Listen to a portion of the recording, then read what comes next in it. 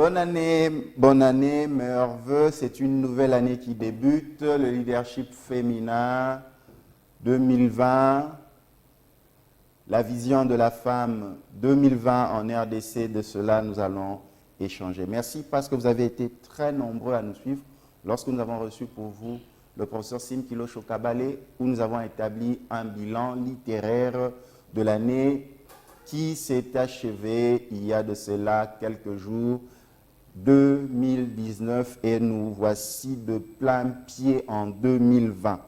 Sans plus tarder, je vais vous présenter la participante de ce soir. Elle est de la société civile, experte dans les questions genre. Elle a travaillé dans plusieurs ONG. Je vais la saluer. Bonsoir, Patricia Ondem. Bonsoir, Symphoria. Et nous n'oublions pas de saluer monsieur l'époux de Patricia Ondem qui nous suit avec les bébés. Nous saluons.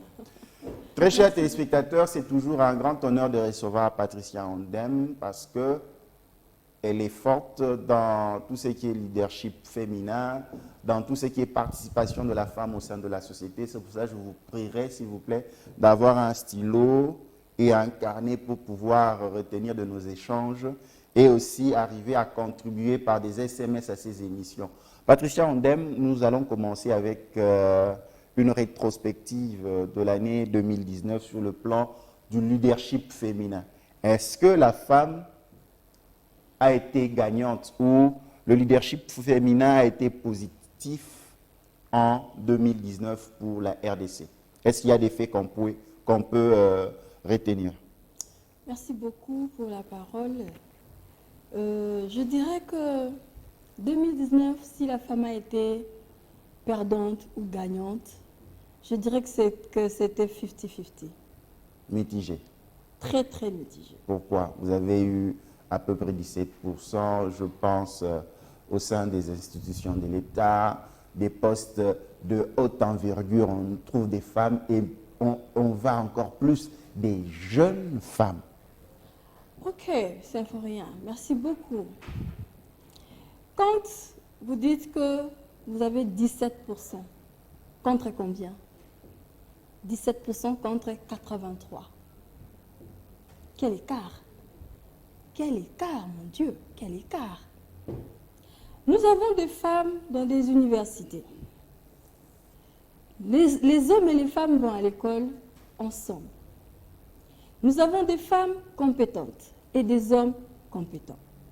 Dans mon argumentaire de l'année 2018, quand je vous l'avais très bien répété, que les femmes ne demandent pas de l'aumône. Les femmes compétentes demandent à être acceptées telles quelles. Alors, nous avons 17% contre 83%. Mais il y a un progrès parce que quand on retourne en arrière, on voit que le pourcentage est en nette progression. Il y a un progrès, mais qui n'est pas vraiment significatif. Il y a un progrès parce que nous n'avons que...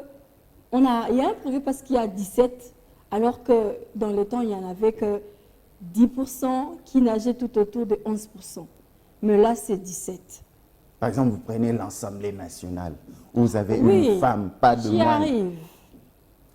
À l'Assemblée nationale, on a une femme qui est à la tête. On a quelle femme? On a une femme compétente. On a une femme qui représente en elle 100 hommes. Je pèse mes mots. On a une femme très intelligente. Et des femmes pareilles, il y en a plein. Il y en a plein. Dans certaines institutions publiques, il y a aussi des femmes à la tête, dont je tais les noms. Il y a des femmes à la tête.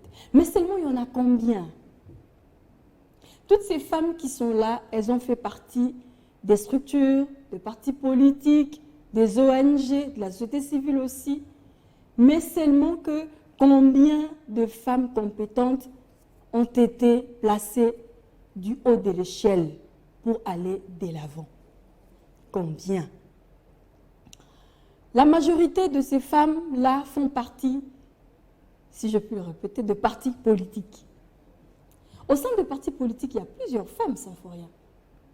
essayez de voir, quand il y a des activités, qui sont ceux ou celles qui brandissent les polos, et les t-shirts et les képis? Ce sont les femmes. Il y a les femmes dans la masse, dans la foulée. Il y a des femmes qui sont au niveau du directoire. Mais seulement qu'au niveau de la prise des décisions, il n'y a pas vraiment de femmes. S'il y a deux femmes, il n'y en a qu'une ou deux. Il y en a deux quand c'est plus. Est-ce que vous ne trouvez pas que c'est par rapport aux compétences aussi, à la qualification ou à l'ambition? Parce que, comme vous venez de le dire, au sein des partis politiques, au sein des regroupements de la société civile, au sein des ONG, au sein des différents regroupements, nous retrouvons la femme. Mais est-ce que ce n'est pas à la femme d'aller chercher son poste? Et si la femme a pu aussi obtenir cette grosse part, c'est quelque part aussi la volonté d'un homme, qui est le président actuel, qui s'est dit non, cette fois-ci, j'aimerais plus de femmes. Soit. Je dirais ceci. Il est vrai que les femmes sont là et occupent des fonctions qui ne sont pas de moindres. Mais seulement, le problème de la femme aujourd'hui, il y a combien de femmes? Si on peut retourner aux élections, il y a eu combien de femmes? Il y a eu combien de femmes élues? La faute à la femme ou la faute à celui qui devait l'élire? Si, entre guillemets, on peut parler de ce qui s'est passé, pour parler du leadership féminin. Qu'est-ce qui s'est passé? Il y a eu des femmes. Il y a eu des femmes ambitieuses qui sont parties, qui se sont lancées, à la bataille, si je puis le dire, qui sont parties aux élections. Mais avec quoi ces femmes-là sont-elles parties aux élections? Mais il y a eu des femmes... des moyens. Ah, voilà cela le problème. Elles doivent elles-mêmes se donner des moyens. Par exemple, Madame Ifoko remplissait elle-même ses moyens. Madame Ifoko, elle remplissait elle-même ses moyens, c'est bien. Nous avons aussi d'autres femmes qui remplissaient aussi le moyen, mais qui n'ont pas pu y arriver. Mais quel moyen? Quel moyen? Quand vous faites partie d'un parti politique, il est du devoir du président de s'assurer à ce que ses membres aillent de l'avant pour qu'ils puissent porter haut l'étendard du parti. Mais vous allez nous nous sommes retrouvés, si je peux le dire, parce que les élections concernaient tout le monde. Là, nous rentrons en 2018. Oui, on y rentre. Parce que c'est là où est parti. C'est là où tout est parti. C'est là le départ. C'est là le départ. C'est 2018. Les femmes se sont retrouvées dans la bataille, seules, sans moyens. Vous imaginez que... Mais qui devait donner ces moyens? On devait créer un fonds pour les élections pour la femme congolaise? Non, monsieur Symphorien. Les femmes ont été suffisamment formées. Les ONG internationaux se sont impliqués pour la formation et tout ce qui est outils techniques de la femme. La femme a été suffisamment outillée. Mais il a manqué à la femme les moyens financiers qu'elle n'avait pas. Et qui devait les donner? Oh, j'y arrive. La femme s'achète sa propre voiture, elle se construit sa propre maison. Maintenant, pour les élections, avoir un fonds, il fallait qu'on la donne. Non, écoutez-moi, écoutez bien s'il vous plaît. Les hommes et les femmes font la politique, ils sont politiques ensemble. Quand il y a des fonds et des moyens pour la campagne, alors il faut assurer la même chose aux femmes et aux hommes. Vous avez un président d'un parti politique qui a 4 femmes ou 5 femmes avec lui qui vont aux élections. Vous imaginez qu'à la fin, il n'y a que lui-même qui est élu. Parce qu'il n'y avait que lui qui avait suffisamment de moyens. Il y a eu des femmes qui se sont retrouvées en province plus loin, à l'arrière-pays, sans moyens. Elles ont fait avec ce qu'elles avaient. Mais ce qu'elles avaient était insignifiant et insuffisant. Mais à qui la faute? C'est ça le problème. À qui la faute? J'y arrive. Qui devait faire quoi? Non, mais dis-moi, Symphorien. Est-ce que combien de ces femmes-là avaient occupé des postes de prise de décision? Combien de ces femmes-là avaient occupé des postes qui pouvaient générer des revenus considérables pour préparer les élections? Combien? Toi et moi, qu'est-ce qu'on a dit? Que cette fois-ci, c'est 17%. Et les années passées, c'était 10 qui tournaient aux alentours de 11%. Et imaginez-vous que 52, les femmes représentent 52% de la population. Mais c'est les 48 autres pourcents qui battent celles-là qui sont majoritaires. Parce qu'il y a ceux qui sont dans les 52 qui ont voté dans les 48. Non, c'est mathématique. C'est mathématique, oui. Mais seulement que celles-là qui sont dans les 52, qui ne se retrouvent déjà pas, là, on risque d'ouvrir encore un problème de la pauvreté, que je ne veux pas déjà parce que c'est une grosse marmite. Ce que je dirais, c'est que si les femmes sont suffisamment outillées, techniquement, oui, c'est déjà bon, les ONG internationales font l'effort du travail. Mais seulement que c'est les moyens financiers qui manquent à ces femmes-là.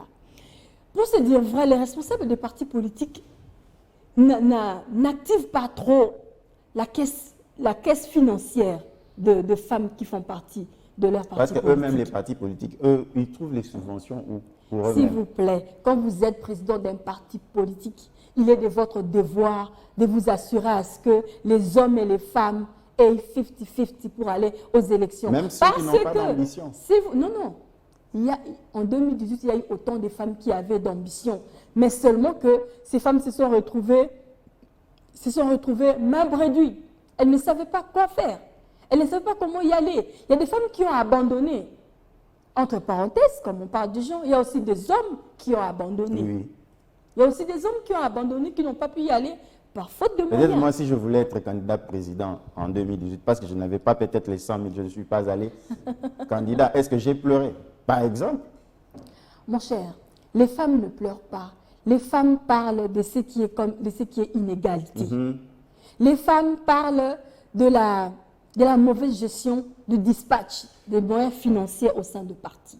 Est-ce que ce n'est pas aussi quelque chose, je me dirais, parce que si on prend les statistiques des femmes d'affaires, des femmes qui sont dans le domaine du commerce, finance, vous avez ces grosses pointures qui sont, même quand vous allez auprès de la FEC, vous trouvez un grand réseau de femmes entrepreneurs.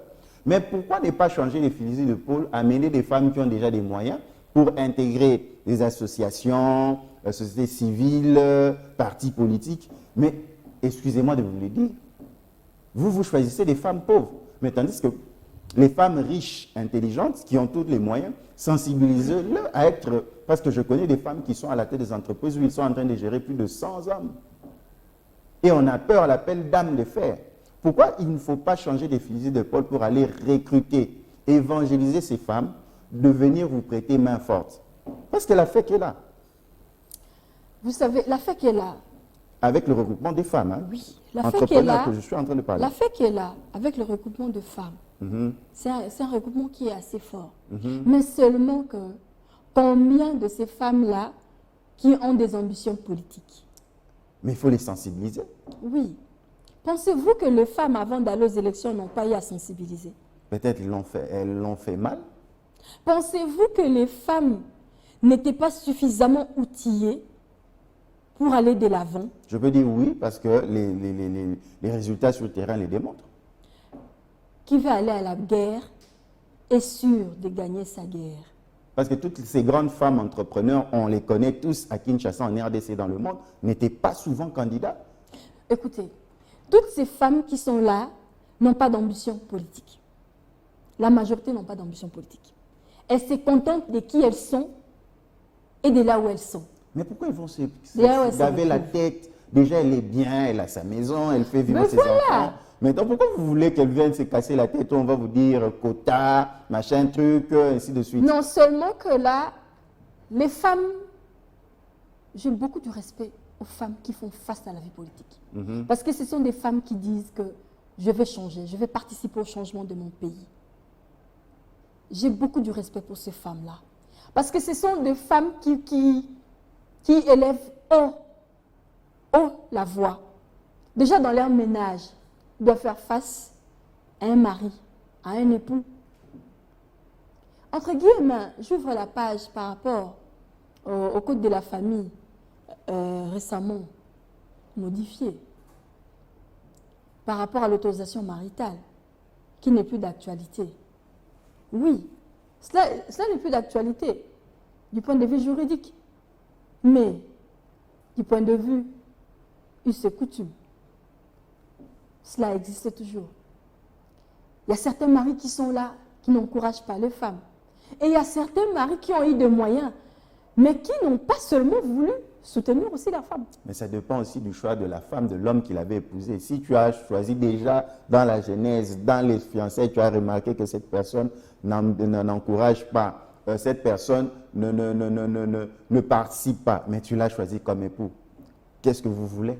Non, vous savez, vous pouvez commencer à faire vos études. Arrivé à un certain moment, vous dites que non, je dois me lancer à la vie politique. Là, ce sont des idéaux à mettre sur la table et à discuter, à porter des échanges là-dessus. Mais lorsque vous discutez, votre mari peut être d'accord ou pas. Alors cela ne vous ramène pas au jour du mariage, non.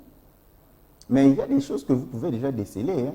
Je prends le cas, par exemple, de la jeune présidente de regroupement des étudiants en RDC, Priska Maniala. Je ne pense pas que son futur mari va la porter à gauche, à droite, parce que déjà, elle travaille dans de grandes structures. Je ne pense pas que demain, si elle veut devenir une femme politique, l'homme qu'il va rencontrer va changer, parce qu'elle sait déjà ce qu'elle veut. C'est par là aussi le problème de la femme. L'identification du partenaire qui pourra la booster pour aller de l'avant.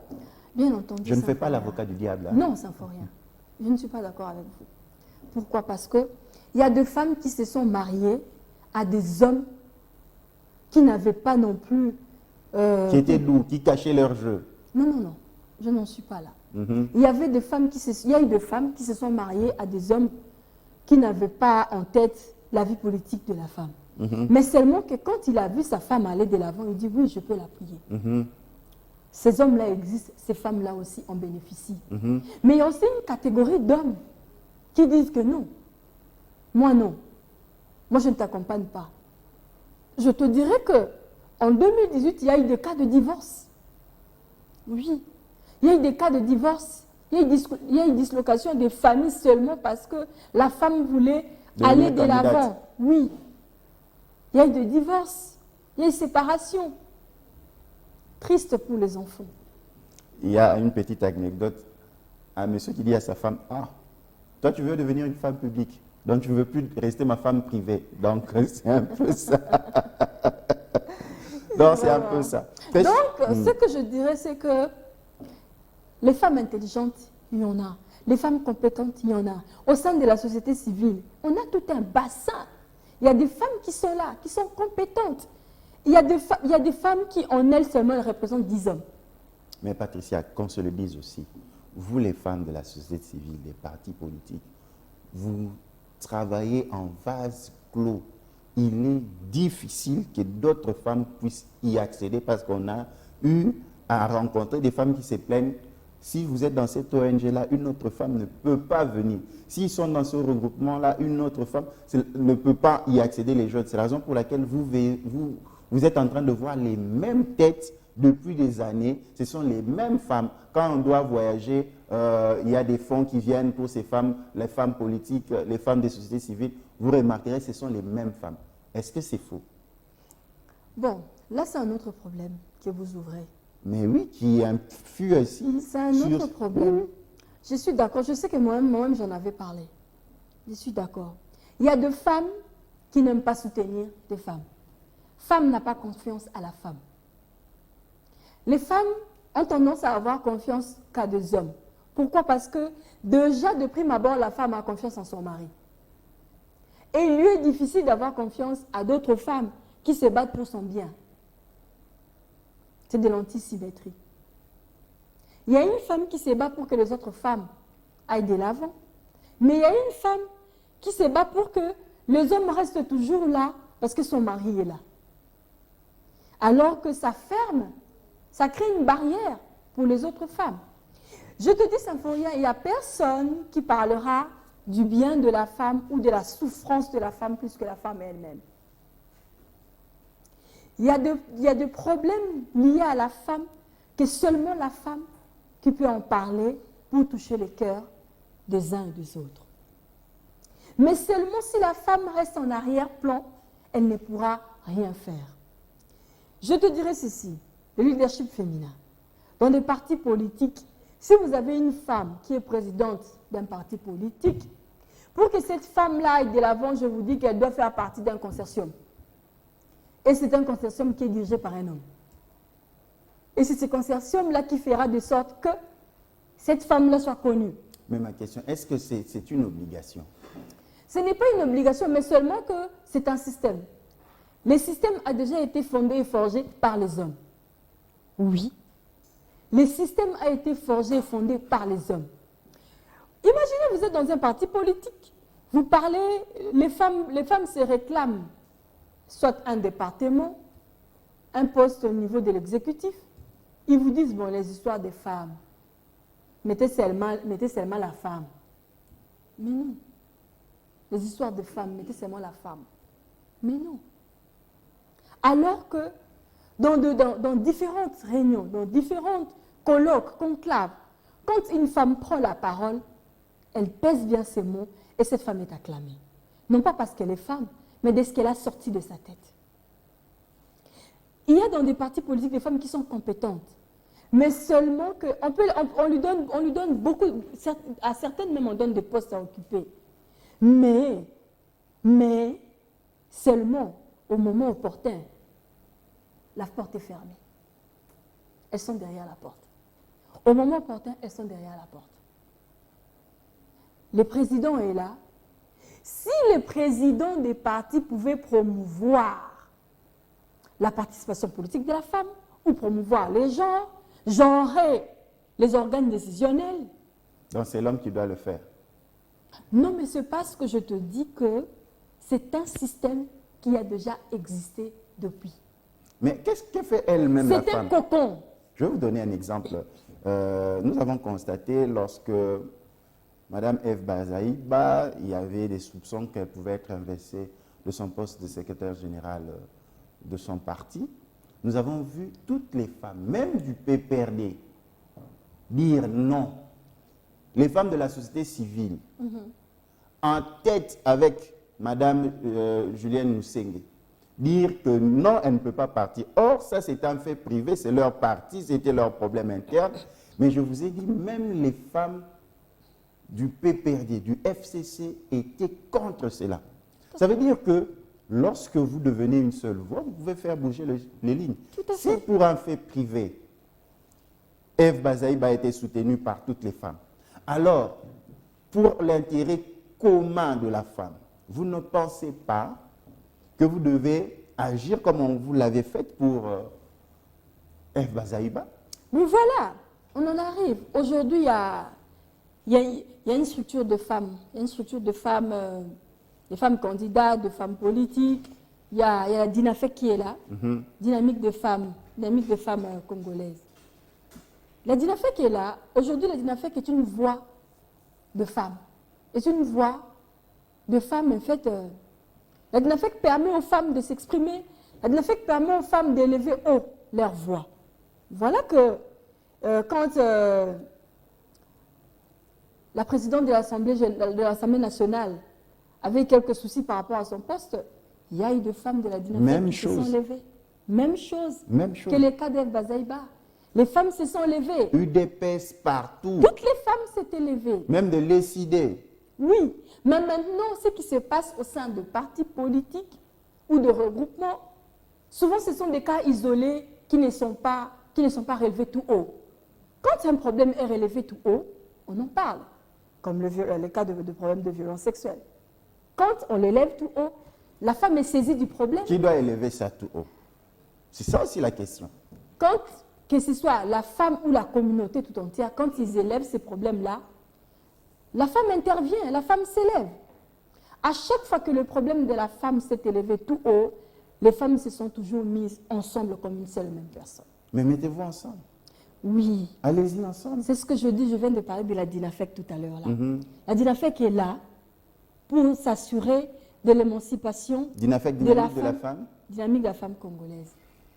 Elle est là pour aider, pour s'assurer de la participation politique de la femme, de la vie politique de la femme, pour que la femme se retrouve dans les instances décisionnelles.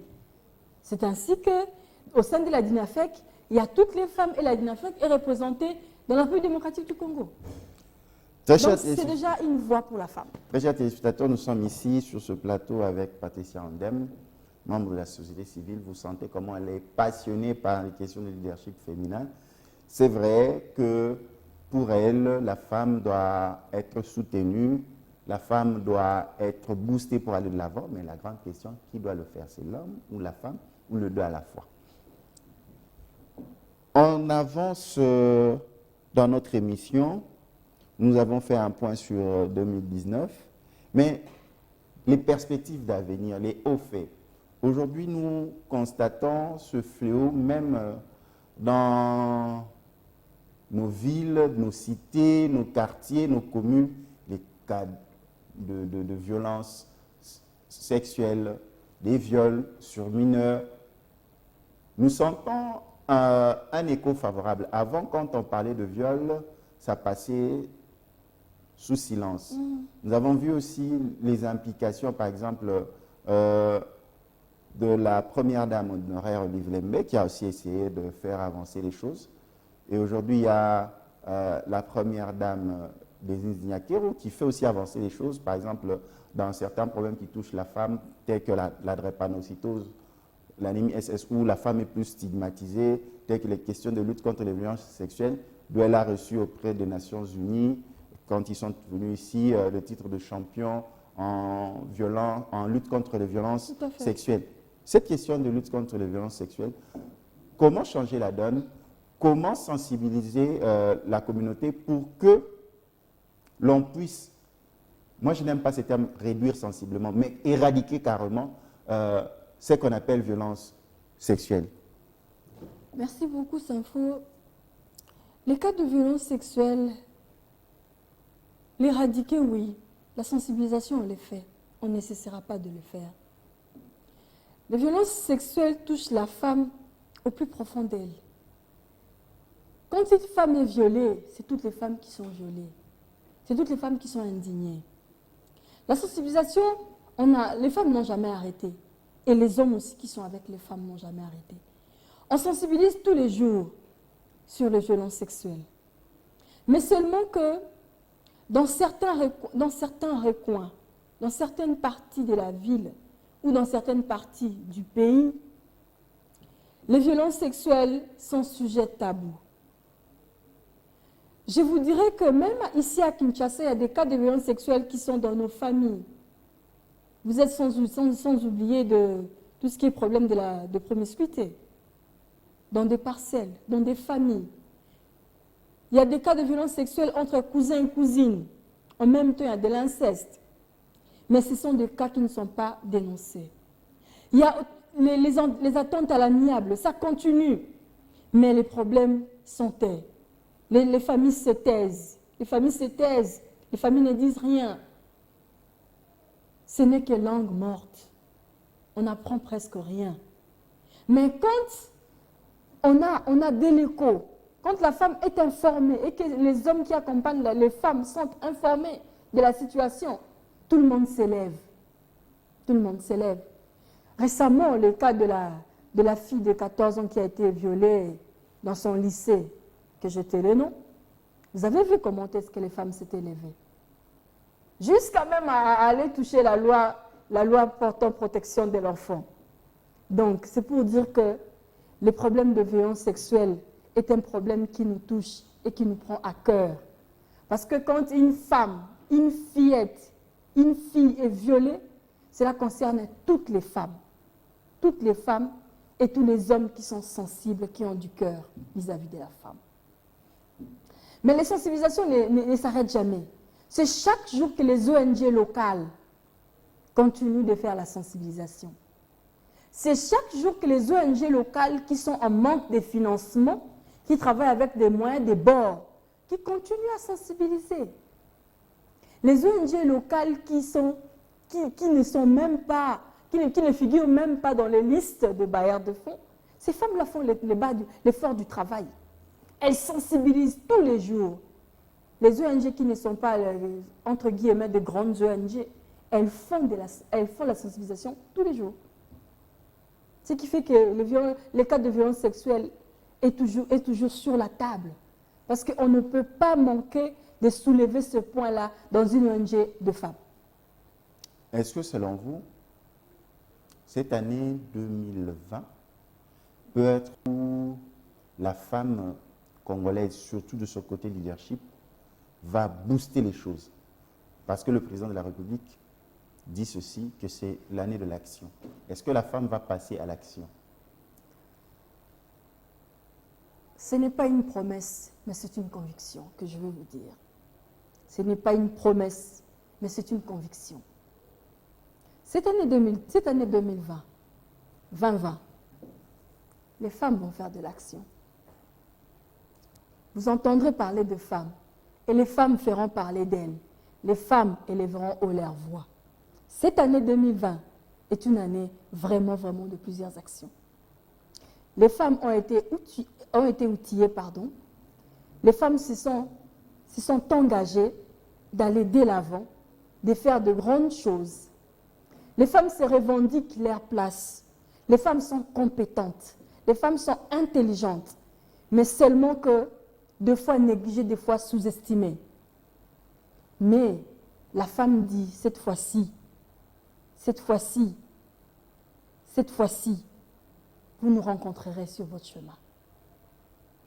Plusieurs ONG, notamment ONU Femmes, vous avez l'UNESCO, vous avez plusieurs structures qui accompagnent la femme, par exemple la jeune fille, l'UNICEF.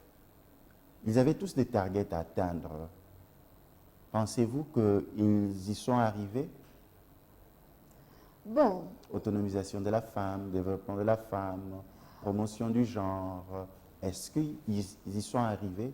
Et en 2020, quelles sont les perspectives pour que, par exemple, la femme congolaise, dans la progression de son leadership, puisse s'en approprier? Je dirais que ces organismes internationaux ont travaillé. Moi, je leur accorderais un bilan positif. Pourquoi? Les femmes ont été outillées. On en était à 10 à 11%. Mais cette fois-ci, les femmes ont quand même pu arracher 17%. Ce qui veut dire que les femmes avaient compris et que ces ONG-là avaient accompagné, avaient boosté les femmes. Moi, je crois qu'on peut leur accorder un bilan positif parce que pendant la période post-électorale, ils étaient là aussi avec les femmes. Ils ont fait des analyses, ils ont fait des évaluations. Moi, je pense qu'on peut leur accorder un bilan positif parce que si on a quand même pu avoir 17%, c'est parce que quelque part, la femme a dit non, assez. Mais le 17%, oui. Mais nous irons jusqu'à atteindre le 30%. Mais lentement et sûrement, nous y arriverons. Parce que les femmes sont convaincues d'aller de l'avant et de faire mieux que ça. Convaincues d'aller de l'avant et de faire mieux que ça. Par exemple, les objectifs 2030 par rapport à la femme, est-ce que nous sommes sur la bonne voie? Pouvez-vous me lire ne serait-ce qu'un seul? Donc, quand on prend par exemple l'égalité entre les sexes, les objectifs de développement durable, la journée internationale de la femme est également l'occasion de réfléchir aux moyens d'accélérer le programme 2030 et de favoriser la mise en œuvre de l'effectivité de ces objectifs, en particulier concernant l'autonomisation de la femme. Est-ce qu'il faut plus de moyens? Est-ce qu'il faut que l'État puisse subventionner? Qu'est-ce qu'il faut faire?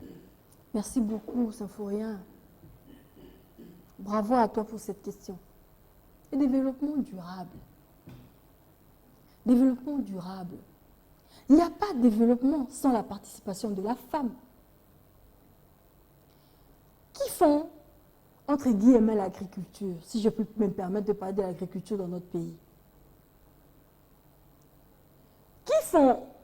Nous avons autant de femmes maraîchères.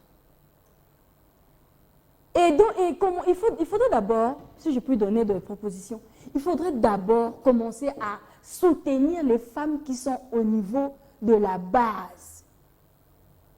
Ces femmes-là qui nous nourrissent, les femmes qui nourrissent Kinshasa, allons seulement ici dans le Congo central. L'évacuation des denrées. L'évacuation des denrées. Ces femmes-là ne sont pas vraiment outillés en termes des intrants. En termes d'intrants, non. De matériel qui sont déjà usés. Il faut aller dans toutes les 26 provinces, travailler avec ces femmes-là, les outiller. Les femmes utilisent leur système de compostage. Apprenez-leur des nouvelles façons de faire. Qui doit le faire? L'État, la société civile, les ONG, les partenaires, comment s'y prendre? L'État est là, l'État doit le faire. Les ONG internationaux, ils sont là pour accompagner l'État. De même que la société civile. Nous accompagnons l'État. Que l'État, la société civile, les ONG internationaux puissent travailler ensemble. Mais il y a un souci. Quand les ONG internationaux arrivent, ils ont déjà leur agenda, leur canevas. Souvent, ces canevas ne rencontrent pas vraiment le besoin ni les soucis de la base. Les développements qui doivent commencer à l'endogène pour atteindre effectivement le développement durable. C'est ces développements qui touchent d'abord la femme la plus pauvre, la femme qui travaille à l'arrière-pays avec sa houe, avec sa bêche qui date d'il y a 15 ans, 20 ans. C'est ces femmes-là qu'il faut d'abord toucher, commencer à relever le niveau de cette femme-là, les apprendre ce que c'est que l'agriculture. L'agriculture. Ces femmes-là n'en savent presque rien. Ces femmes-là ne travaillent qu'avec 6 plates-bandes. 6 plates-bandes de terre, c'est fini. Donc, selon vous, la lutte contre la pauvreté, par exemple, va marcher si on implique plus la femme, on prend en considération ce qu'elle est en train de faire? Je dis ceci, la femme rurale. Les développements vont commencer au niveau de la femme rurale. Ces femmes-là sont plus nombreuses que les femmes citadines. Au niveau de la femme rurale, c'est là qu'il faut commencer. Au plus bas de l'échelle, et puis remonter pour avoir une pyramide au-dessus. Avoir une pyramide, et puis on aura un socle qui sera le développement durable.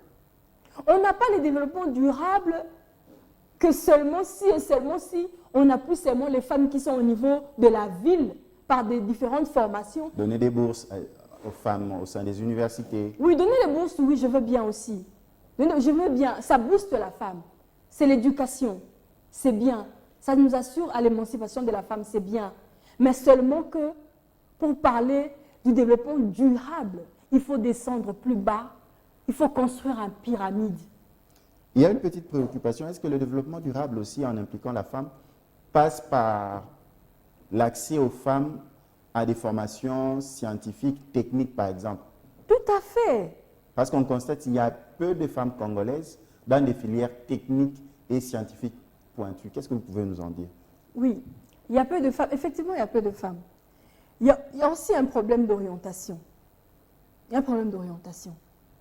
C'est parce que quand les jeunes filles, nos enfants filles grandissent, ils regardent ce que papa ou maman a fait. Mais maintenant, la situation actuelle, il est question de nous rappeler de la situation actuelle, d'échanger de la situation actuelle, qui inclut le développement durable et aussi le développement endogène en même temps, pour le changement d'une population, de mettre la femme au cœur du changement. Alors, ce sont des points qui ne sont pas vraiment discutés ou échangés dans des familles, qui est la base de l'éducation. On trouve peu de femmes, de jeunes femmes en polytechnique, par exemple à l'ISTA, dans les ingénieries, mais est-ce qu'on ne peut pas aussi retrouver plus de femmes là-bas parce qu'il y a plus de débouchés, plus de moyens quand vous accédez à l'emploi? C'est ce que je dis. Mais, si vous avez bonne mémoire, souvenez-vous, quand on parle de femmes à l'ISTA, quand on parle de femmes ingénieurs, elles font toujours la différence. Vous savez, quand vous passez sur le boulevard, vous avez connu les robots là, parce qu'on ne voit presque plus les robots. Robot roulage. Oui, qui en est là? C'est une femme. C'est une femme, hein? Voilà. Donc, quand une femme s'implique dans un domaine quelconque, elle devient meilleure. Alors, pour nos filles qui ne se retrouvent pas dans des institutions plus techniques, c'est un problème d'orientation. Si ces filles, nos jeunes filles sont orientées, si elles ont de bonnes orientations, elles seront bien outillées, elles sauront où aller pour faire de grandes choses et pour faire la différence. Patricia Ondem, c'est vraiment un grand honneur et un réel plaisir de vous avoir sur ce plateau. Nous tendons déjà à la fin de nos échanges. Qu'est-ce que nos téléspectateurs qui vous ont suivi ce soir peuvent retenir sur le leadership féminin à l'horizon 2020? Nous sommes en 2020. Quel est ce leadership ou ce type de leadership féminin que la femme doit avoir pour l'année 2020? Merci beaucoup, Symphorien. Je dirais ceci pour le leadership féminin. La femme doit d'abord ancrer la vision du leadership en elle. La femme doit ancrer la vision du leadership en elle. La femme doit se dire que si elle ne s'élève pas, rien ne changera. Si elle-même n'a pas conscience qu'elle représente 52% de la population congolaise, les choses ne changeront pas. Il faudrait qu'elle arrive à gagner l'avantage qu'elle a. L'avantage qu'elle a est numérique. Elle a 52%, alors que les hommes n'en ont que 48%. Que la femme saisisse ces 52% qu'elle a pour faire de grandes choses. Que la femme retienne que 2020 est une année où nous devons ancrer le développement de la femme, le bien-être de la femme, que les femmes soutiennent les actions de la femme, parce qu'il n'y a personne qui parlera mieux de la femme sans la femme elle-même. Quand une femme est touchée, ce sont les femmes qui s'élèvent tout haut pour que cette femme gagne gain de cause. Alors, les femmes qui sont au niveau des institutions publiques, les femmes qui sont au sein des organes dirigeantes, levez-vous pour les femmes, levez haut le voix pour les femmes. Les femmes qui sont au sein de partis politiques, qui sont aujourd'hui présidentes de partis politiques, boostez les femmes qui sont avec vous parce que ces femmes-là parleront à votre place. Je dirais que cette année 2020, que cette année soit une année, que ce soit une année pour la femme, que la femme se saisisse de cet avantage qu'elle a. L'avantage qu'elle a est numérique, elle a 52% qu'elle représente, qu'elle saisisse cet avantage-là. Et là, elle pourra se dire que oui, je représente vraiment le 52% et que ceux-là qui nous minimisent tant soit peu ne représentent que 48%. Donc, c'est le message que je voulais passer. Patricia Ondem, un grand merci. Merci beaucoup. Très chers téléspectateurs de partout où vous nous avez suivis, nous avons reçu pour vous Patricia Ondem. Nous allons terminer avec ce message. 2020 est une nouvelle année. C'est déjà en demi de l'année que l'on planifie les actions à mener tout au long de l'année de janvier jusqu'en décembre. La femme doit passer à l'action. La femme doit construire le leadership féminin en RDC parce que c'est très important. Et pourquoi pas aussi adresser nos voeux les meilleurs à ces femmes d'influence qui peuvent changer la donne. Et là, nous présentons nos voeux le meilleur à la première dame, à la distinguée première dame Denise Nyakero. Vous êtes une voix qui porte, donc utilisez votre voix pour la construction du leadership féminin en RDC. Nous avons Madame Olive Lembe, elle aussi peut s'impliquer. Nous avons Madame Janine Mabunda, là où est élaboré, cuisiner les lois. Donc, construisons le leadership féminin. Vous avez aussi Madame Julienne Lusenge pour les ONG, Annie Modi, vous avez aussi Madame Ngalula Ilunga, vous avez Patricia Ondem. Toutes ces femmes, dans tous les domaines, que ce soit le droit, l'économie, les ingénieries, la presse, que ce soit dans les églises, dans tous les domaines, société civile, politique, ensemble, construisez le leadership féminin en RDC pour cette année 2020. Quant à moi, je vous dis à la prochaine.